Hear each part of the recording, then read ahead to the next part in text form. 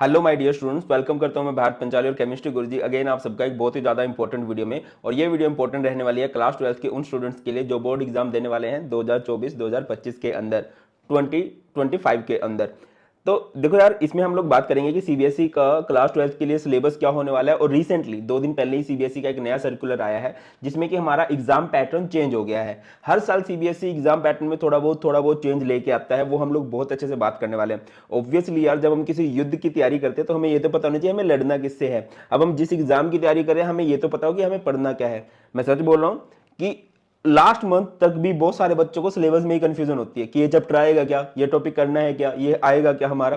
तो सारे के सारे कंफ्यूजन इस वीडियो में दूर हो जाएंगे और मैं चाहूंगा कि इसके बाद आपको सिलेबस से रिलेटेड तो कोई भी वीडियो ना देखनी पड़े। और यस, इस वीक से हमारी क्लास 12 के लिए नए सेशन के लिए वीडियोस आने लग जाएंगी।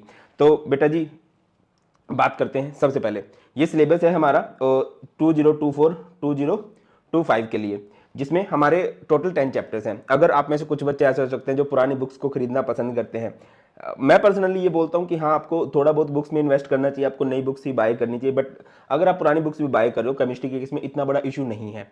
पहले हमारे पास केमिस्ट्री के 16 चैप्टर हुआ करते थे और अब हमारे पास जो बेटा जी हैं पिछले 2-3 सालों से 10 चैप्टर्स हैं हमारे पास।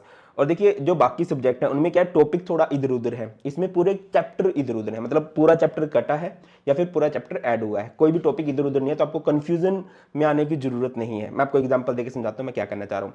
पहले हमारे पास क्या था, 16 चैप्टर थे, solid state, solution, electrochemistry, chemical kinetics, surface chemistry. अब क्या हुआ है कि सॉलिड स्टेट, सरफेस केमिस्ट्री पूरा चैप्टर डिलीट हो गया है।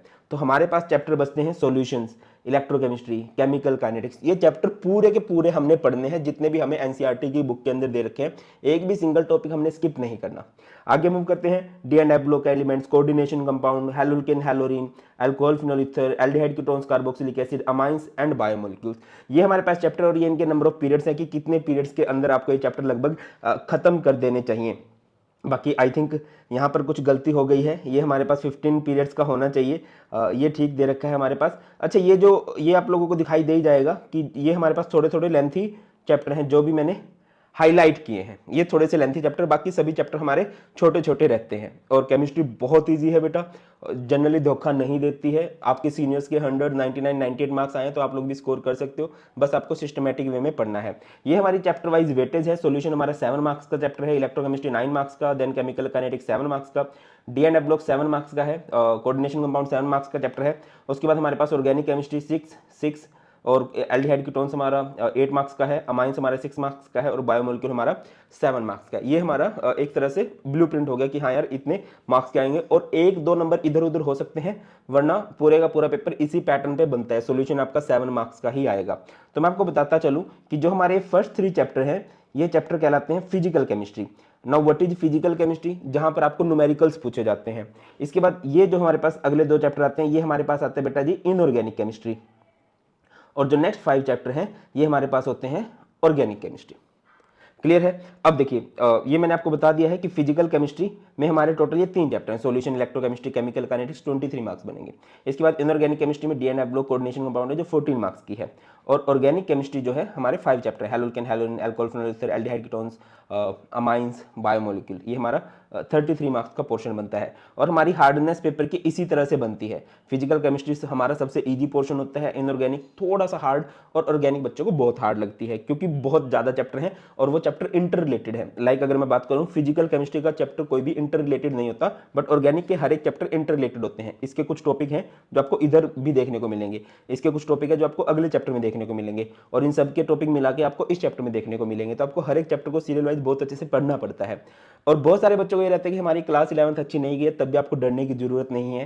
क्लास 11th का बेसिक आप लोग हफ्ते भर में बहुत अच्छे से कर सकते हो। मैंने ऑलरेडी वीडियो बना रखी है और आप बोलोगे तो मैं नई वीडियो भी बना दूंगा। बस आप लोग कमेंट सेक्शन में बता देना कि यस, हमारी क्लास 11th अच्छी नहीं गई है, तो क्लास 11th की ऑर्गेनिक का बेसिक मैं नए वाला आप लोगों के लिए अपलोड कर दूंगा। 3-4-5 घंटे की वीडियो होगी, बट उसमें आप लोगों को मत समझ में आ जाएगा।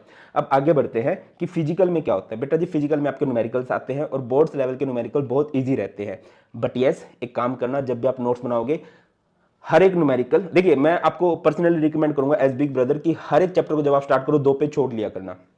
ठीक है, लाइक आप सॉल्यूशन के नोट्स बना रहे हो मेरे से पढ़ के, स्कूल में पढ़ के, ऑफलाइन कोचिंग में पढ़ के, तो आप क्या करोगे, जो पहले 2 पेजेस होंगे ना, उसमें आप फॉर्मूलाज लिखते रहना। या जो भी टीचर बोलेगा कि ये टॉपिक इंपॉर्टेंट है, लिख लेना कि हाँ यार सर ने बोला है। ऑब्वियसली आपके टीचर 8, 10, 15 सालों से पढ़ा रहे हैं तो बहुत एक्सपीरियंसड है, आप उन पर ट्रस्ट करके चल सकते हो। तो फिर वो सारे के सारे फॉर्मुलाज से आप लोगों को रेगुलर गो थ्रू होना है। फिजिकल केमिस्ट्री में अगर आपको न्यूमेरिकल अच्छे से करने हैं, ग्राफ अच्छे से करने हैं, तो आपको फॉर्मुलाज बहुत अच्छे से होने चाहिए, है ना। फॉर्मुला में वैल्यूज पुट कर दोगे तो आपके न्यूमेरिकल बन जाएंगे, कैलकुलेशन ईजी ही होती है। इसके बाद हमारे पास इनऑर्गेनिक केमिस्ट्री आती है, इसमें थ्योरीज बनती है, और थ्योरीज के अगर आप मेन पॉइंट समझ लेते हो तो आपको कोई रोक नहीं सकता अच्छे मार्क्स लेके आने से। अब बहुत सीरियस रहना बेटा जी ऑर्गेनिक केमिस्ट्री में। ऑर्गेनिक केमिस्ट्री एक बहुत पूरी सेकंड बुक जो है पूरी की पूरी ऑर्गेनिक केमिस्ट्री होती है। तो इसमें आप क्या करोगे, सबसे पहले अपना बेसिक करना, और ऑर्गेनिक केमिस्ट्री आपसे रेगुलर प्रैक्टिस की डिमांड करती है। तो ये तो बात होगी हमारी सिलेबस की। अब आते हैं सीबीएसई का बिल्कुल नया सर्कुलर आया है, और ये चेंज है किसके लिए, 9 to 12 के सभी स्टूडेंट्स के लिए है, बट मैं यहाँ पर मेजरली 12th की बात करने वाला हूँ। अब यहाँ पर 2 सालों के एग्जाम पैटर्न को कंपेयर किया गया है, 2023 एंड 2025, है ना। 2023-24 से 25 वाला जो कंपैरिजन है। अब देखिए क्या बोला गया है, composition of question paper for year and examination, board examination. यहां पर क्या किया गया है, अब मैं आपको बताता हूं कि पहले सालों में क्या होता था। आपके कॉम्पिटेंसी फोकस्ड क्वेश्चन जो होते थे वो 40% बनते थे, प्रॉपर एमसीक्यू जो बनते थे वो 20% बनते थे, और जो आपके short answer, long answer type question बनते थे वो एग्जिस्टिंग पैटर्न के अकॉर्डिंग वो 40% बनते थे।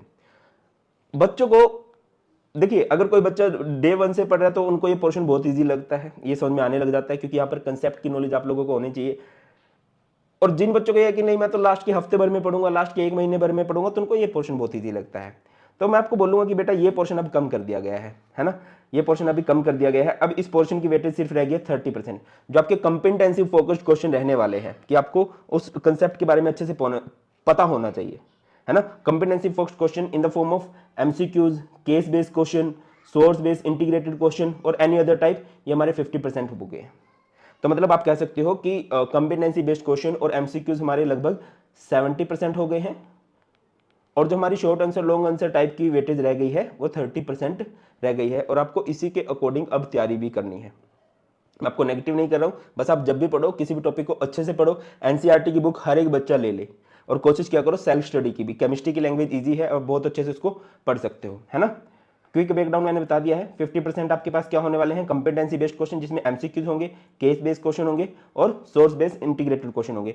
20% वेटेज आपकी एमसीक्यू की होगी, और 30% वेटेज जो है वो कंस्ट्रक्टेड रिस्पॉन्स टाइप क्वेश्चन, मतलब जो रिसेंटली एग्जिस्टिंग पैटर्न है, जो पिछले 10, 15, 20 सालों से चलता ही आ रहा है, उसी पैटर्न के अकॉर्डिंग हमारा रहेगा। क्लियर है बेटा। तो ये हमारा सिलेबस और ये है हमारा पेपर पैटर्न, इसके अकॉर्डिंग हमने तैयारी करनी है। अब आप मुझे बता देना कि आप कहाँ पर प्रॉब्लम फेस कर रहे हो, सो दैट कि हम उस तरह से स्टार्ट करें। अगर आप बोलोगे कि हमारा बेसिक अच्छा नहीं है या 11th अच्छे से नहीं किया, तो पहले हम बेसिक से स्टार्ट करेंगे, है ना। एक हफ्ता भर हम लोग बेसिक पे लगाएंगे आपके क्लास 11th का बेसिक अच्छे करने पे, और फिर हम लोग 12th की तरफ मूव करेंगे। और टेंशन लेने की जरूरत नहीं है, मैं तुम्हारे साथ हूँ, कोई नहीं रोक सकता तुम्हें बोर्ड्स में अच्छे मार्क्स लेके आने से। 11th मोस्टली बच्चों की खराब जाती है, 12th मोस्टली बच्चों की अच्छी ही चली जाती है, ठीक है। बस आपको जरूरत है रेगुलर पढ़ने की। That's all in this video. Still कुछ भी डाउट आप लोग कमेंट सेक्शन में बता सकते हो। बहुत जल्द मिलते हैं, बहुत ख्याल रखिए। God bless you all, please take care बेटा जी, एंड जय हिंद।